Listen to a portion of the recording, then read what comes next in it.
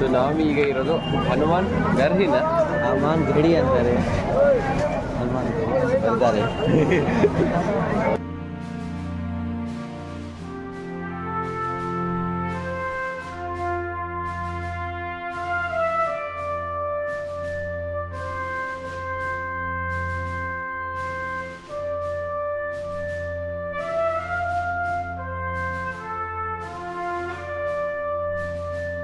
ಈ ಒಂದು ಜಾಗದಲ್ಲಿ ಎಕ್ಸ್ಪ್ಲೇನ್ ಮಾಡಿ ಇದರ ವಿಶೇಷತೆ ನಿಮಗೆ ಏನೇನು ಗೊತ್ತಾಗೋದು.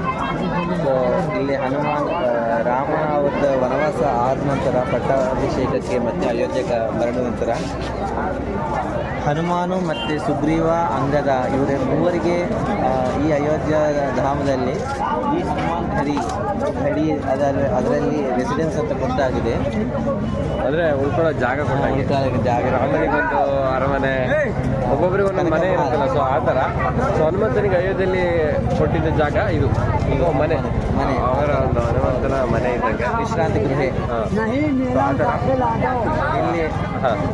ಇಲ್ಲಿ ಹೇಳಿಕೆ ಏನಂದರೆ ಇಲ್ಲಿ ಶಾಶ್ವತವಾಗಿ ಹನುಮಂತರು ಈ ಧಾಮದಲ್ಲಿ ಈ ಕಡೆ ಇಲ್ಲಿ ನೆಲೆಸಿ ದೇವಸ್ಥಾನದಲ್ಲಿ ನೆಲೆಸಿಲ್ಲ. ಎಲ್ಲ ಕಡೆಗಿಂತ ಇಲ್ಲಿ ಇರೋದು ಅವರು.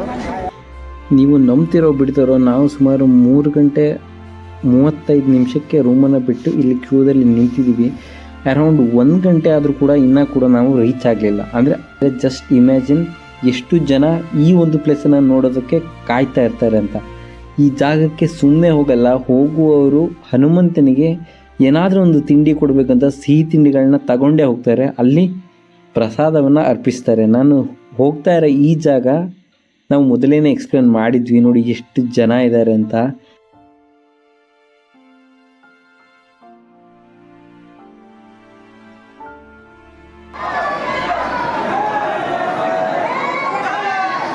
ನಿಮಗೆ ಆಲ್ರೆಡಿ ವಿಡಿಯೋದ ಮೊದಲೇ ಎಕ್ಸ್ಪ್ಲೇನ್ ಮಾಡಿದ್ದೀವಿ. ಅಂದರೆ ಸಾಕ್ಷಾತ್ ಶ್ರೀರಾಮಚಂದ್ರನ ಪಟ್ಟಾಭಿಷೇಕ ಆದ ನಂತರ, ಅಂದರೆ ವನವಾಸ ಆದ ನಂತರ ಶ್ರೀರಾಮಚಂದ್ರನು ಬಂದು ನೆಲೆಸಿದಾಗ ತನ್ನ ಅಯೋಧ್ಯೆಯ ರಕ್ಷಣೆಗಾಗಿ ಮತ್ತು ತನ್ನ ಜೊತೆಗೆ ಹನುಮಂತನು ಇರಬೇಕು ಎಂಬ ಕಾರಣದಿಂದ ಅವನಿಗೆ ಈ ಅಯೋಧ್ಯೆಯಲ್ಲಿ ಒಂದು ಮನೆ ಮಾಡಿಕೊಡ್ತಾನೆ. ಸೊ ಅದೇ ಜಾಗಕ್ಕೆ ನಾವು ಹೋಗ್ತಾ ಇರೋದು.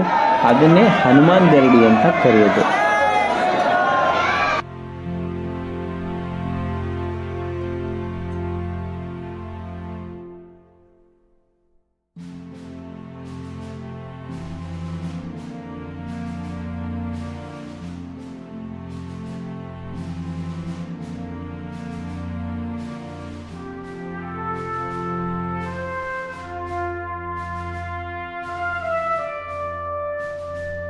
ವಿಡಿಯೋವನ್ನು ನೋಡಿ ಇಷ್ಟ ಆದರೆ ಕಮೆಂಟ್ ಮಾಡಿ ಆ್ಯಂಡ್ ಲೈಕ್ ಮಾಡಿ, ಸಬ್ಸ್ಕ್ರೈಬ್ ಮಾಡೋದನ್ನು ಮರಿಬೇಡಿ.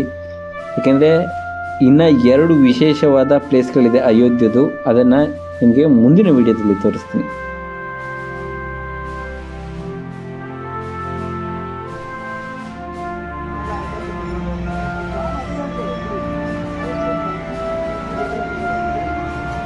ಶ್ರೀರಾಮ್.